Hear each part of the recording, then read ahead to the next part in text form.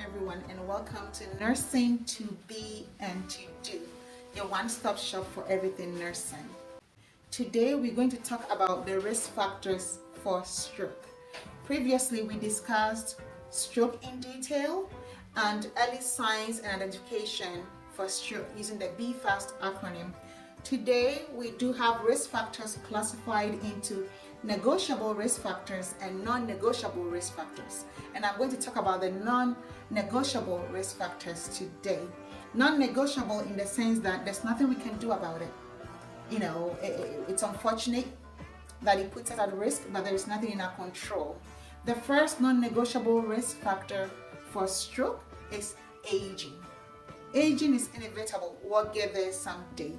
And aging, what it does is it hardens our blood vessels, which makes the requirement for pumping blood throughout our body higher. So it increases our blood pressure, which in turn damages the walls of our blood vessels. So, as we age, our vessels are not as flexible and malleable for blood to kind of slide through smoothly. Aging hardens the walls and puts us at risk for high blood pressure.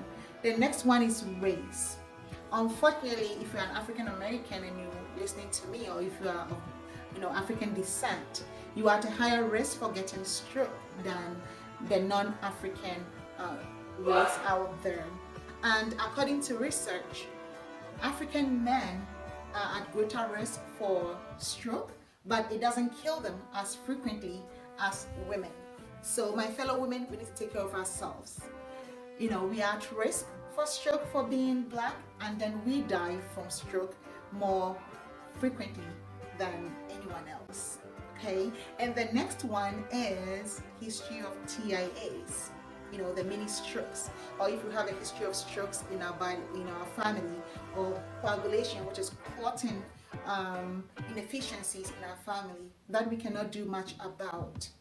We don't get to choose our families, we don't get to choose our genetic makeup, so therefore there's not much we can do about those things. And then there are instances where we have disease conditions such as polycythemia vera, where our body produces more red blood cells than necessary.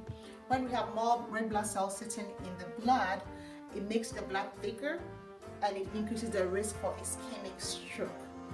That is not negotiable because we can't do much. We can't change our genetic makeup that makes us prone to some of these diseases.